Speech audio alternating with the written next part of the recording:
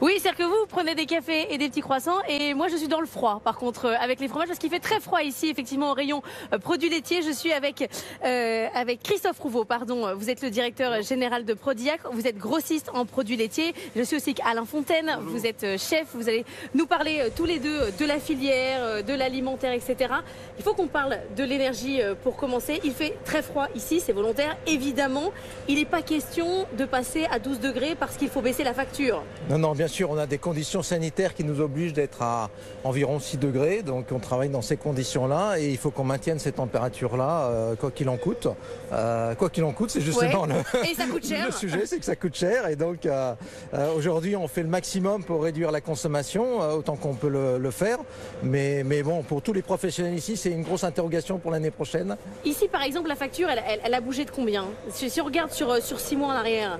Sur l'année 2022, ça a été encore assez modéré, en gros plus 10% sur l'année 2022. Mais les grosses incertitudes sont sur 2023, puisque beaucoup doivent renégocier leur contrat en ce moment. On parle de plus 500% pour certains. Donc clairement on parle de bouclier tarifaire, il y en a un pour les particuliers, on espère que pour les entreprises ça va venir, c'est indispensable pour nous aujourd'hui. C'est la seule solution que vous voyez, le bouclier tarifaire. Hier on parlait avec la CGPME, ils nous disaient c'est trop compliqué les demandes d'aide, il faut les demander soi-même, il faut fournir ses comptes certifiés. À part le bouclier tarifaire, vous ne voyez pas d'autre solution? Non, je crois que c'est la meilleure solution et c'est une solution d'urgence, certainement une solution court terme. Mais il faut à tout prix qu'on puisse passer ce cap-là tous ensemble. C'est important pour les entreprises, c'est aussi important pour les consommateurs derrière, qui sont tributaires de la bonne santé économique des entreprises. Il y a les consommateurs et puis il y a aussi les restaurateurs. Alain Fontaine, évidemment, vous aussi, vous avez vos propres problèmes d'inflation, vos propres problèmes de coûts. Oui. Mais si on ne livre plus, bah là on est foutu. Alors si on ne livre plus, on ne peut plus faire notre métier, on ne peut plus faire plaisir aux clients, très clairement.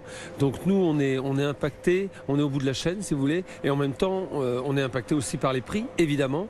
Donc il y a des grosses inquiétudes chez les restaurateurs. On a déjà des adhérents à l'Association française des maîtres restaurateurs. On a déjà des adhérents qui nous parlent de 5 fois leur facture, puisqu'il y a des ruptures de contrat de fourniture électrique qui se passent en ce moment. Oui. Et donc on sent déjà la pression.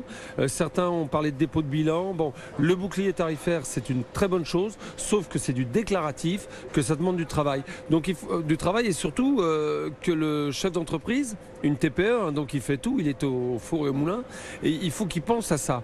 Donc je ne sais pas si c'est le bouclier tarifaire ou revitaliser le fonds de solidarité, tel qu'il a été mis pendant la crise sanitaire. Je pense qu'on est dans une période, dans une séquence faut faire pareil qui est aussi que le Covid, dramatique. C'est ça que vous voulez dire. C'est le même risque, c'est la même... Ah, c'est le même risque. Le risque de dépôt de bilan, c'est quoi? C'est des emplois supprimés, c'est un problème de pouvoir d'achat, et donc on va se mordre la queue. Donc il faut injecter de l'argent très très vite dans les entreprises dans les mois qui viennent, afin qu'il n'y ait pas de dépôt de bilan, qu'il n'y ait pas de suppression d'emplois et que le pouvoir d'achat se maintienne. Christophe Rouveau, quand vous voyez Alain Fontaine venir chez vous ou l'ensemble de vos clients, ils commencent là à regarder sur les prix, à dire je ne prends pas tel fromage, il est trop cher, j'en prends...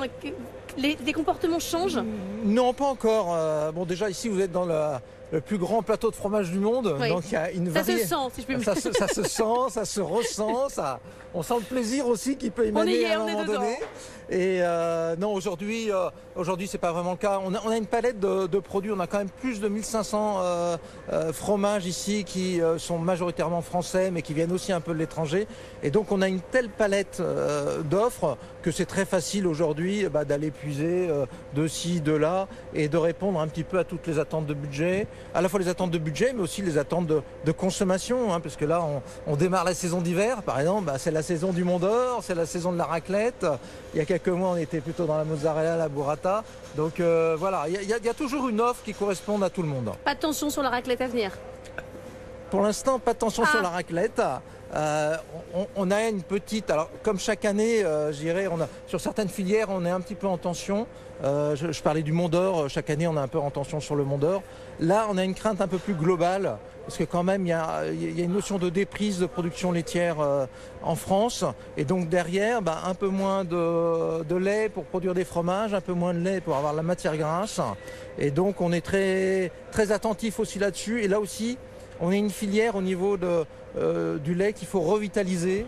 de la production laitière, de l'accompagnement des transformateurs fromagers. Voilà, il y a tout un cycle pour un produit qui fait quand même partie du patrimoine gastronomique des Français. On va en reparler très largement dans cette matinale du lait, parce qu'on sera avec Christiane Lambert de la FNSEA tout à l'heure. On sera aussi avec Didier Diopon des Mousquetaires. Donc on va pouvoir parler du prix du lait et de savoir si on monte vers les 1 € ou pas. Alain Fontaine, quand vous venez ici, est-ce que chez Prodillac, qui vous connaissent par cœur, est-ce qu'ils savent déjà ce que vous allez acheter ?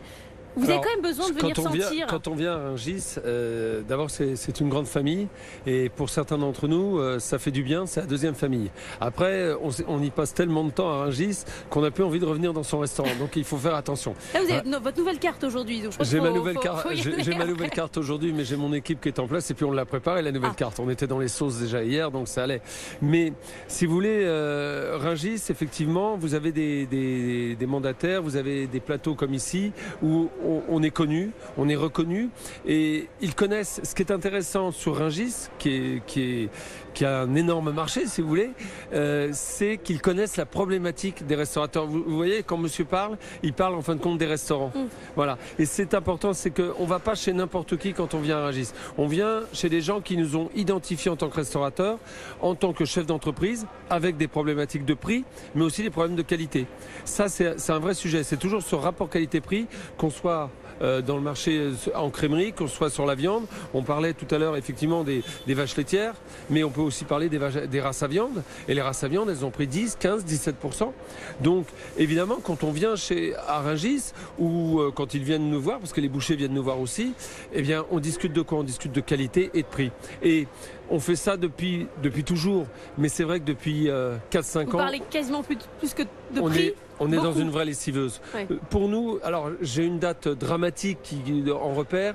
Notre problématique commence en 2015 avec les attentats. Et depuis ce temps-là, ça fait 7 ans, on a eu des années de répit, 2017-2019. Mais autrement, ça n'arrête pas. Il faut toujours retravailler, recréer. Alors c'est bénéfique aussi pour les chefs d'entreprise et pour nos clients, parce qu'on doit tout recréer. Par exemple, avec l'inflation, on va travailler sur les abats. On va travailler sur des fromages, on ne pensait pas à tel ou tel fromage. Donc on est toujours en recherche. Ça, c'est un peu le point positif, parce qu'il y en a des points positifs dans toute cette crise, c'est qu'on est constamment dans la recherche et dans la créativité. On vous laisse retourner à votre restaurant pour votre nouvelle carte. Merci beaucoup à tous les deux d'avoir été avec nous dans Good Morning Business. Si quelqu'un croise un petit café et qui veut me l'apporter, je suis candidate. Je vous le dis, c'est un appel solennel que je fais ici à Rungis, parce qu'il fait très froid quand même au rayon des laitages.